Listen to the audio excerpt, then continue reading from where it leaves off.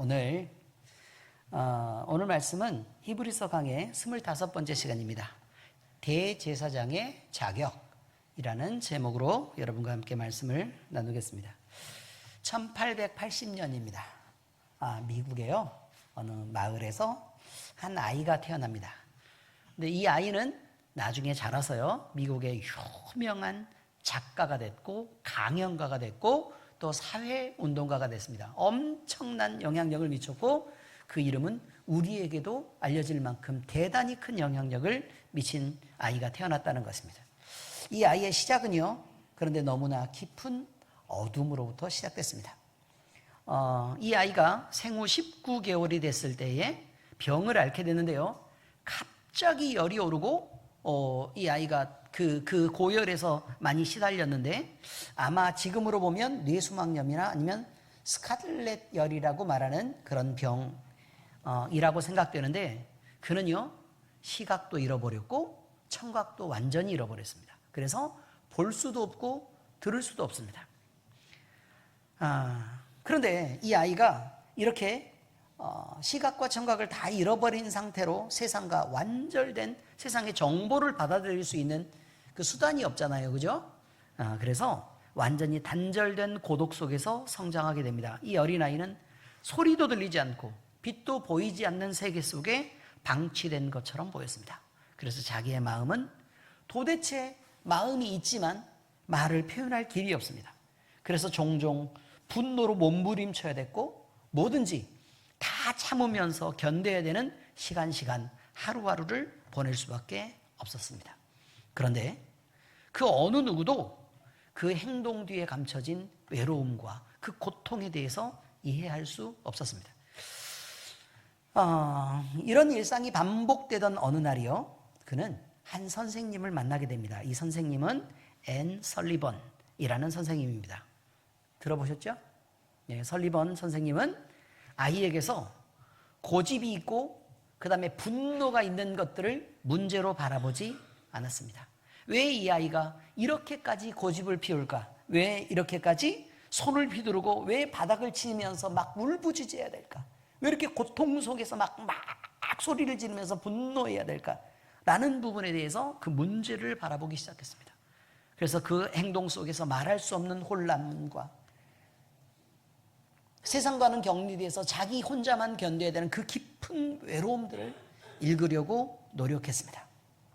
그래서 설리번은 가르치는 것보다 내가 이 아이를 공감해 줘야겠다 라고 생각했고, 그 다음에 지식을 전달하는 것보다 이 아이에 대해서 내가 이해하는 것을 먼저 했습니다.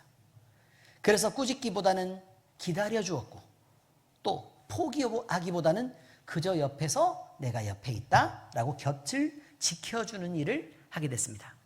감정의 언어가 닿지 않는 아이를 향해 손바닥에다가요, 자, 손을 이렇게 아이의 손을 가져다가 글씨를 이렇게 반복해서 씁니다. 그리고 이것이 뭔지를 모르잖아요, 그죠? 그러니까 그 물건을 갖다가 이렇게 손에다 이렇게 대주는 거예요.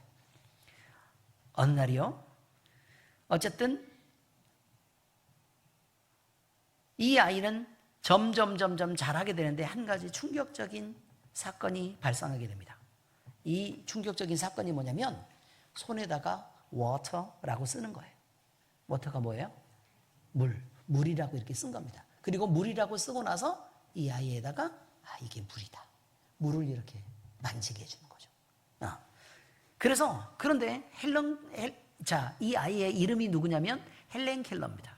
그런데 이 아이의 인생에서 그 순간 어마어마한 변화가 일어나기 시작합니다. 왜냐하면 단어가 이렇게 물질과 연결되는 거구나 라는 것을 그때 처음으로 헬렌 켈러가 느꼈답니다. 그래서 이 단어의 water라는 의미를 손으로 이렇게 만져보고 촉각으로 깨닫는 순간 나를 이해시키려고 하고 또 내게 이런 것들을 가르쳐 주려고 하는 사람이 있었구나 라는 것을 알게 됐고, 그 사람의 노력과 그 사람의 감정에 대해서 받아들이게 돼서 마음을 열게 됩니다. 그 경험이 그녀의 인생을 완전히 바꾸어 놓았습니다. 한 사람의 노력이, 그 공감하려는 노력이 한 사람의 인생을 깨우게 됐고, 한 영혼을 다시 살리게 된 것입니다. 그런데 이 사람만 산 것이 아닙니다. 헬렌 켈러가 수없는 강연을 하고 또 수많은 상담들을 하면서 헬렌 켈러가 만났던 그 많은 사람들이 함께 구원을 얻게 된 것입니다. 한 사람을 살리는 일은 이렇게 작은 일이 아니라는 것입니다. 오늘 우리가 함께 읽은 히브리서 5장도요 같은 흐름을 보여주고 있습니다. 하나님께서요 대제사장을 세우실 때 가장 먼저 요구하시는 조건이 무엇이었냐라는 거예요. 오늘 제목이 뭐예요? 대제사장의 조건입니다. 자, 하나님은 하늘에 계십니다. 그렇죠? 하나님은 그렇습니다.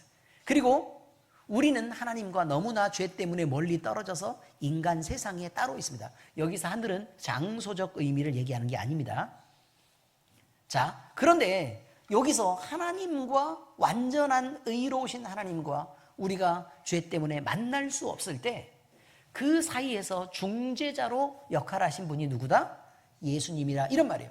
이 예수님이 대제사장으로 오셨다는 것입니다. 그래서 대제사장으로 있어야 될 사람은 과연 어떤 자격을 가져야 될까라는 것입니다. 이때 헬렌 켈러의 이해와 공감이 함께 등장하는 것입니다. 여러분, 하나님이 요구하시는 것은요 능력 있는 것이 아니었습니다. 연약한 사람을 품어주는 따뜻한 마음이었습니다. 무식하고 미혹된 자를 능히 용납할 수 있는 것은 그도 연약함에 휩싸여 있기 때문이라고 오늘 말씀합니다. 그래서 대제사장의 자격을 말할 때 그는 연약한 자를 넌 약해, 잘못한 사람들은 너는 왜 잘못했어? 라고 정죄하는 사람이 아니라 그 연약함, 왜 그렇게 잘못할 수밖에 없었을까? 왜 그는 무너질 수밖에 없었을까? 왜 너는 상처 입고 쓰러질 수밖에 없었을까? 이 연약함에 대한 절망과 그 무게를 아는 사람이어야 한다는 것입니다. 그래야 우리를 이해할 수 있고 우리의 사정을 하나님께 이야기할 수 있겠죠. 그리고 이 모습은 결국 예수님께서 완전하게 이루어지신 대제사장의 자격, 다시 말해서 사랑을 가리키는 그림자다, 이렇게 표현할 수 있다는 것입니다. 자, 오늘 성경 말씀의 내용은 대제사장의 첫 번째 자격입니다. 하나님이 부르신 자. 자, 첫 번째 자격은 뭐라고요? 하나님이 부르신 자. 자기 혼자 하고 싶다고 되는 게 아니라 그 말이에요. 하나님이 세우셔야 된다는 거예요. 히브리서 기자는요 대제사장의 첫 번째 자격을 이렇게 정리합니다. 대제사장마다 사람 가운데서 택한 자이므로 하나님께 속한 일에 사람을 위하여 예물과 속죄 제사를 드리게 하나니, 다시 말해서 하나님께 예배하기 위해서 하나님이 선택한 사람이 아니면 안 된다, 그런 말. 다시 말해서 대제사장은 스스로 선택하는 자리가 아니라 하나님께서 부르신 자리라는 것입니다. 그래서 4절에 다시 한번 또 강조합니다. 이 존귀는 아무도 스스로 취하지 못하고 오직 아론과 같이 하나님의 부르심을 받은 자라야 하느니라. 자, 누가 불러야 된다고요? 하나님이 부르고 누가 세워야 된다고요? 하나님이 세우셔야 된다고요. 누가 선택해요? 하나님의 선택에 따라 달라진다, 이 말이에요. 그래서 맡겨진 직분의 시작은 스스로의 자원도 아니고 인간의 열심이나 능력도 아닌 오직 하나님의 선택과 부르심에 있다는 것입니다. 하나님은 언제나 당신의 일을 당신의 방식으로 당신이 세우신 사람을 통해서 이루어가십니다. 하나님은 대제사장으로 아론을 정하시고 그의 자손들을 함께 부르셨습니다. 한번 확인하겠습니다. 출애굽기 28장 1절입니다. 자, 함께 화면을 보고 함께 읽어보실까요? 시작. 너는 이스라엘 자손 중 내 형 아론과 그의 아들들 곧 아론과 아론의 아들들 나답과 아비후와 엘르아살과 이다말을 그와 함께 내게로 나오게 하여 나를 섬기는 제사장 직분을 행하게 하되. 누가 부르셨어요? 하나님이 부르셨습니다. 여기서 아론과 그의 아들들을 내게로 나오게 하여 나를 섬기는 제사장 직분을 행하게 하되 라고 하신 말씀은 제사장의 직분이라는 것이 인간의 희망이나 또는 정치적 결정에 의해서 아니라 사람들의 무리의 필요에 의해서 결정된 것이 아니라 먼저 하나님의 택하심이 있어야 하고 하나님의 질서 안에서만 그 자격이 부여된다는 사실을 보여주는 것입니다. 그러므로 하나님이 세우신 사람은 사람이 자원하는 권위를 가진 것도 아니고 사람의 능력의 권위를 갖는 것도 아니고 누구의 권위를 갖는다? 하나님의 명령과 부르심의 권위를 갖는다라는 것입니다. 그래서 예수님이 하나님의 구속사적 섭리 안에서 구약의 예언대로 성경 말씀에 적혀있는 그대로 오시겠다 또는 보내시겠다 한 약속대로 메시아로 그대로 오신 것이 중요하다는 것입니다. 뿐만 아니라 예수님께서 제자들을 세우실 때도 먼저 지명하고 부르십니다. 자, 먼저 마태복음 4장 19절입니다. 함께 읽죠. 말씀하시되 나를 따라오라. 내가 너희를 사람을 낚는 어부가 되게 하리라 하시니. 자, 누가 부르셨어요? 예수님이 부르셨어요. 요한복음 1장 43절입니다. 시작. 이튿날 예수께서 갈릴리로 나가려 하시다가 빌립을 만나 이르시되 나를 따르라 하시니. 그러므로 주님의 일의 시작은 언제나 부르심이 먼저입니다. 그래서 우리는 누구를 부르시는 걸 먼저 알아봤냐면 하나님이 예수님을 부르시는 걸 먼저 확인했고 예수님이 예수님의 제자들을 부르는 것을 확인했습니다. 자, 그런데 칼빈은 기독교 강요에서요, 하나님의 소명 없이, 다시 말해서 부르심 없이 직분을 맡는 것은 무질서한 혼란을 일으킨다 라고 말합니다. 이 교회 안에서도요, 소명 없이 세워지는 것은 안 된다는 거예요. 그래서 늘 묻습니다. 우리 장로님들 세울 때도 그랬고 안수 집사님 세울 때도 그랬고, 자, 제가 하나님이 부르셨습니다 라고 얘기하지 않고 뭐라고 얘기하냐면, 자, 이 일에 자원하시고 하나님이 당신을 부르셨다는 것을 믿습니까? 라는 부분에 대한 질문을 해요, 안 해요? 하죠. 그렇게 했다는 거예요. 왜냐하면 직분이란 인간이 얻어내는 권리가 아니라 하나님이 교회를 위해 지명하고 부르시는 선물이기 때문에 그렇습니다.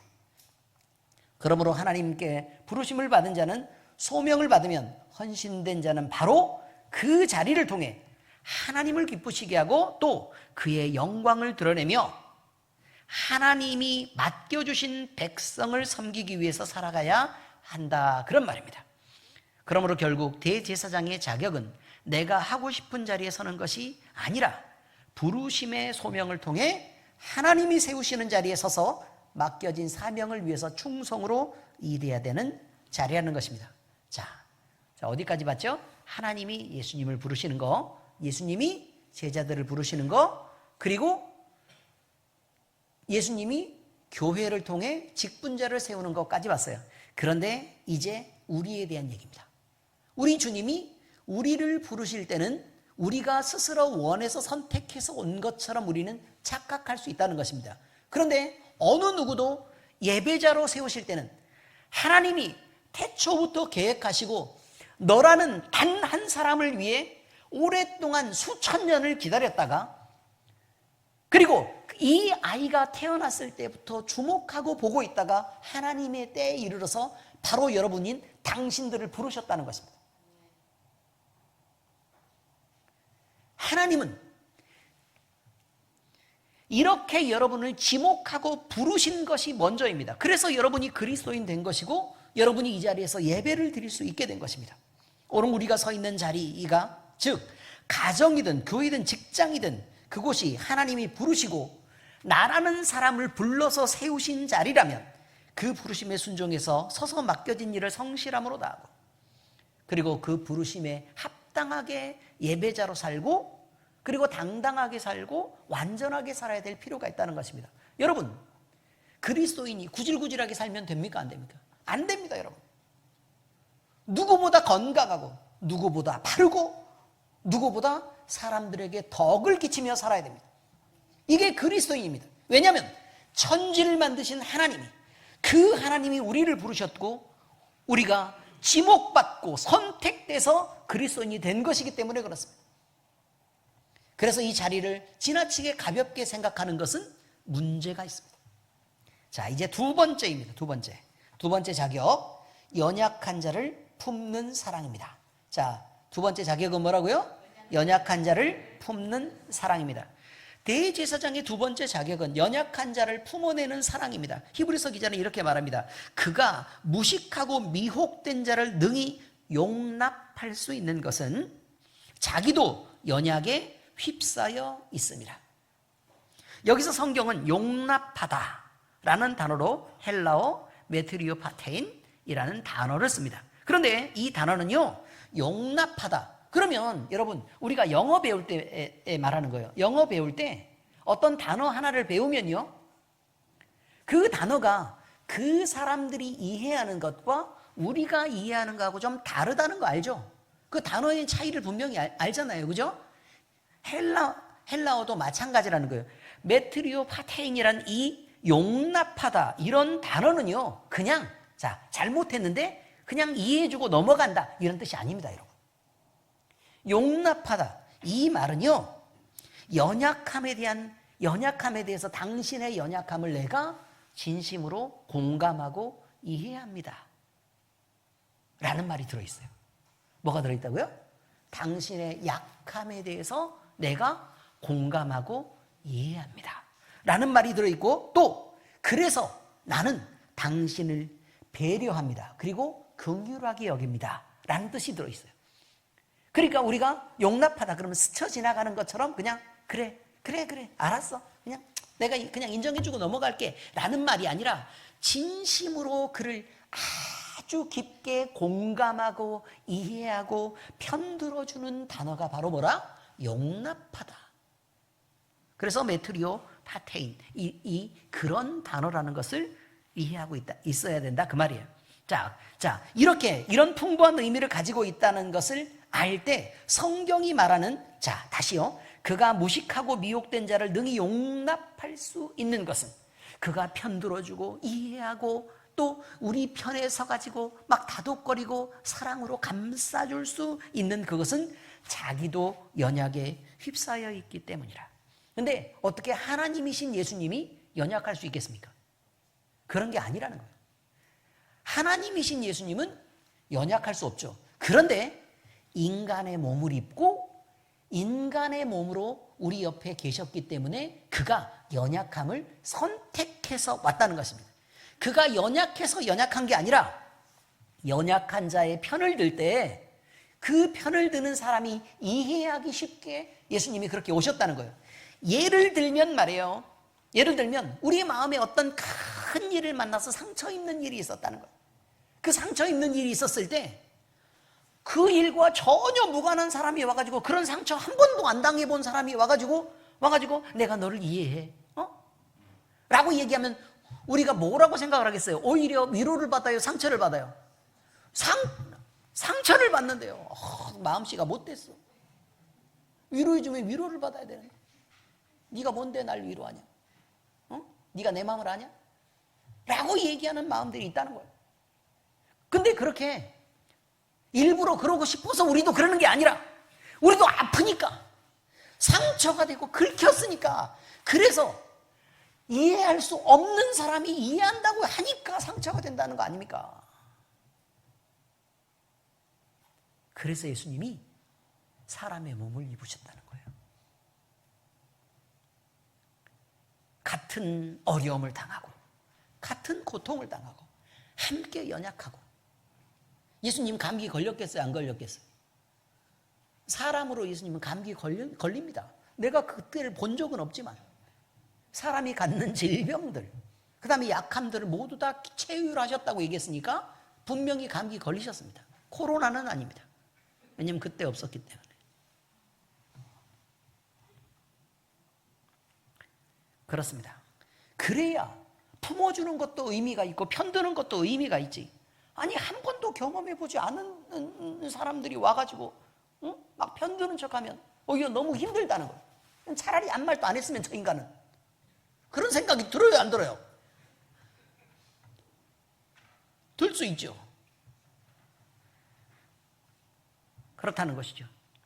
다시 말해서 대제사장은 심판하는 자로서 백성의 죄를 너 이거 잘못했고 이거 잘못했어 라고 정죄하는 자리가 아니라 같이 연약한 몸을 입은 죄인의 입장으로서, 인간의 죽을 육신을 입는 입장, 그 입장으로서 연약함을 공감하고 마음으로 제사를 드리는 그들을 위한 속죄 제사를 하나님께 올려드리는 자리라는 것이죠. 그래서 3절은 그도 연약함으로 말미암아 백성을 위하여 속죄제를 드림과 같이 또한 자신을 위하여도 드리는 것이 마땅하니라 라고 덧붙이고 있는 것입니다. 그도 우리와 다르지 않았다. 그래서 우리가 야, 예수님은 하나님이신데 아무리 예수님이 우리를 편든다 그래도 우리가 위로가 돼? 라고 생각했는데 나중에 알고 보니까 어땠다고요? 예수님도 완전한 사람으로 사람의 몸을 입고 오셔서 그 고통을 다 당하셨더라. 그래서 우리가 당하는 순간적인 고통들, 우리가 당하는 어려움들보다 예수님은 더 집요하게 미움을 받았고 더 집요하게 괴롭힘을 당하고 자기가 훨씬 더 아끼고 사랑했던 자들에게 훨씬 더 심하게 배신을 당하고 어디까지 배신당했냐면 그렇죠.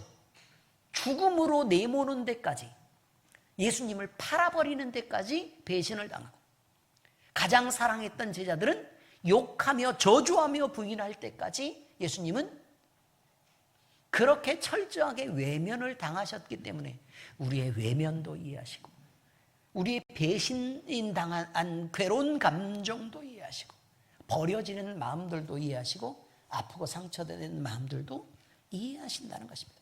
이 부분은 존 오웬은 연약함을 아는 자만이 연약한 자를 진정으로 도울 수 있는 것이다 라고 말합니다.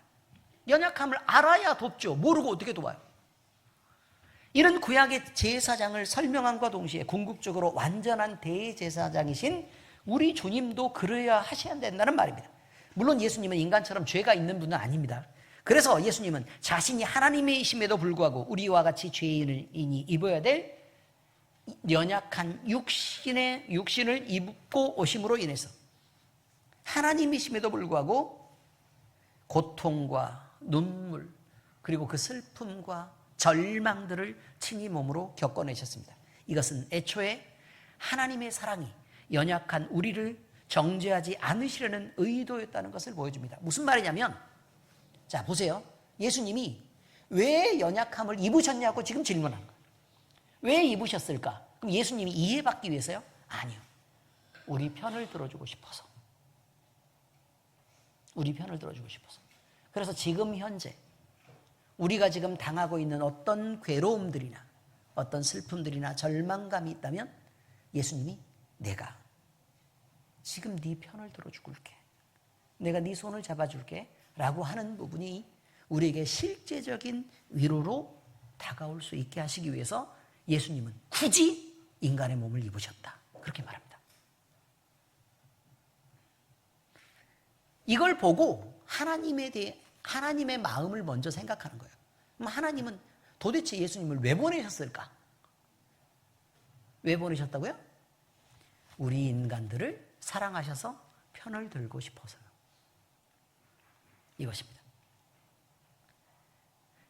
우리 주님은 오히려 죄인인 우리를 향해 이제 내게로 오라 라고 부르십니다. 대제사장이 백성을 품을 수 있었던 이유는 자신도 같은 연약함에 있었기 때문에 그렇습니다. 우리 주님은 죄가 없으셨지만 우리 연약함에 함께 동참하셨기 때문에 그리고 더 심한 고난과 어려움들을 당하셨기 때문에 우리를 품으신다는 것입니다. 참된 사역은 강함에서 오는 것이 아니라 연약함을 알고 이해하는 사랑으로부터 나온다는 사실을 우리는 이해해야 됩니다. 이것이 본문이 말하는 대제사장이 가져야 될 두 번째 자격입니다. 첫 번째 자격은 뭐라고요? 하나님이 세우신 자여야 한다.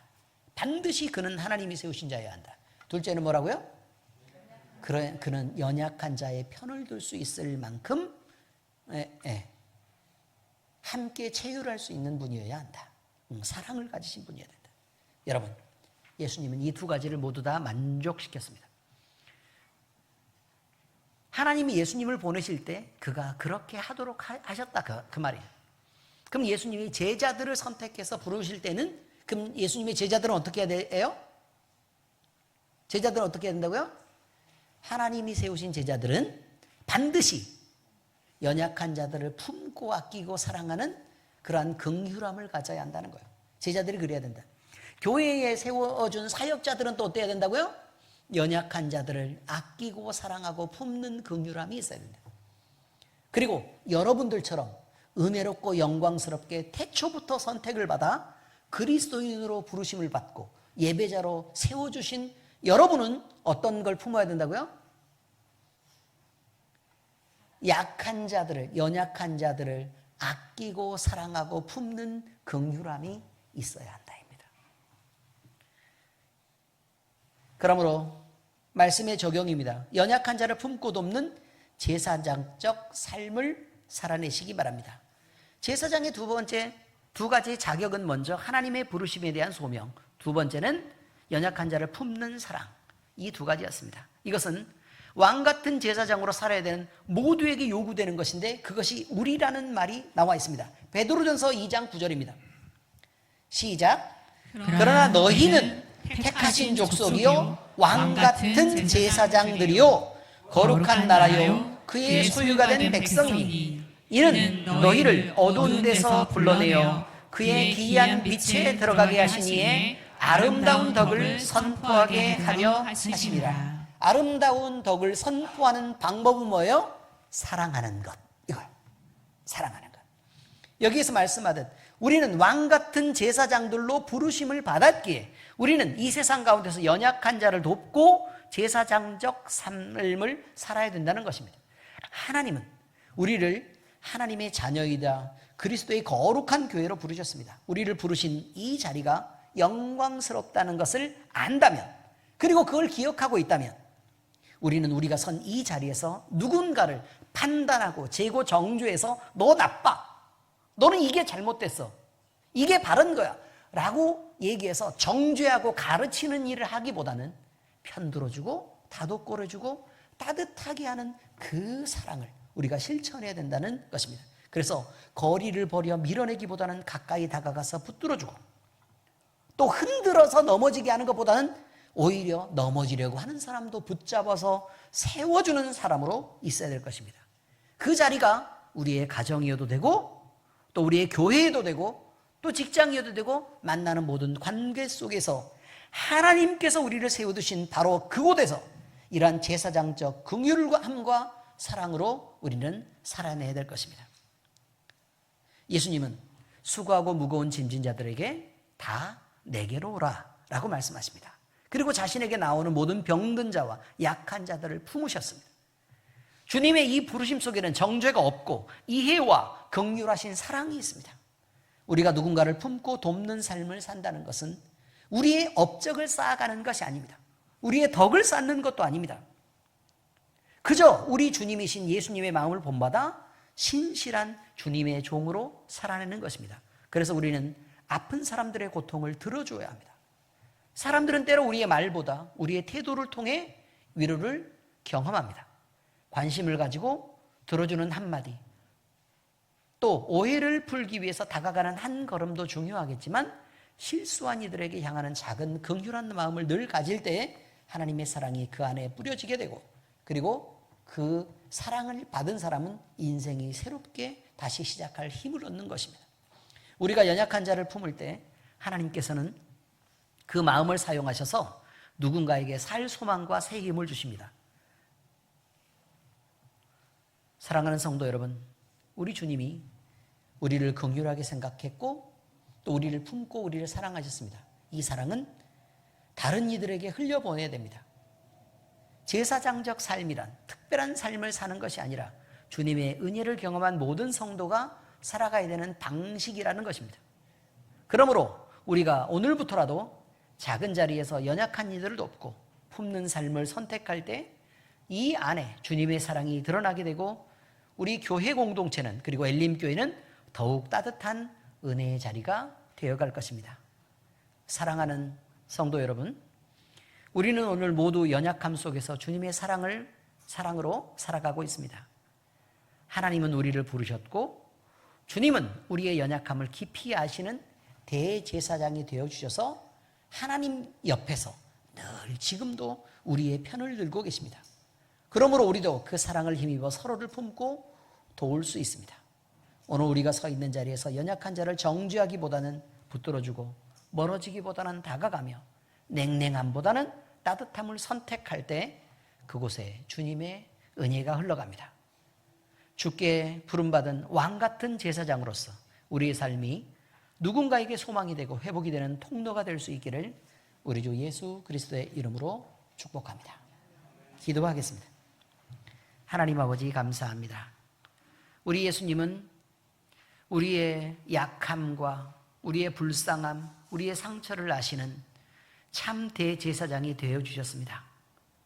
하나님께서 우리에게 이 예수님을 보내신 것은 우리를 정죄함이 아니라 우리를 사랑하시고 우리의 편을 들어주시고 또 넘어진 우리를 세워주시고 다친 우리를 회복시키시고 상처난 우리를 싸매시기 위함임을 우리가 이제 알게 되었습니다. 아버지 하나님, 이 사랑을 받은 우리가, 특별히 그리스도인으로 세워진 우리가, 교회의 지체로 세워진 우리가 하나님의 사랑을 알고 하나님의 사랑을 전하고 하나님의 그 긍휼함과 이해와 또 하나님의 편들어주는 그 공감을 늘 실천하며 살아갈 수 있는 우리 될 수 있도록 주여 인도하여 주시옵소서. 우리 마음속에 주의 사랑을 충만하게 채워주시옵소서. 그래서 아버지 하나님 사랑을 실천하는 자 되어 살게 하시옵소서. 살아계신 우리 주 예수 그리스도의 이름으로 감사하며 기도합니다. 아멘.